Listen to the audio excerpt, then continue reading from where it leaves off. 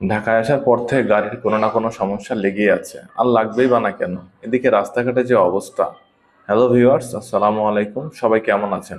আলহামদুলিল্লাহ, আশা করছি সকলেই ভালো আছেন। নাটোরে আসার পর থেকে খুব ব্যস্ত হয়ে পড়ছি, কারণ অল্প দিনের জন্য নাটোরে আসছি। এ কাজ ও কাজ লেগে আছে। এজন্য গাড়িটি সুন্দরভাবে ওয়াশ করে নিলাম, কারণ ঢাকাতে যে জায়গায় থাকি সেখানে গাড়ি ওয়াশ করে খুব একটা লাভ হয় না। কারণ গাড়ি ওয়াশ করে আসার সময় পুরো গাড়িটাই কাদা মেখে যায়। এরপরেও মাঝে মধ্যে গাড়ি ওয়াশ করাই। গাড়িটি ওয়াশ করা শেষ হয়ে গেলে সামনে এবং পেছনের চাকার ডিস্ক ক্যালিপার, ডিস্ক প্যাড এগুলো সুন্দরভাবে ওয়াশ করা গ্রিস করাই নেই। কারণ ঢাকাতে যে রাস্তাগুলোতে চলাচল করি সে রাস্তাগুলো প্রচণ্ড পরিমাণ কাদা পানিতে ভরা, এবং ঢাকা আসার পর থেকে প্রচণ্ড পরিমাণ বৃষ্টি লেগেই আছে।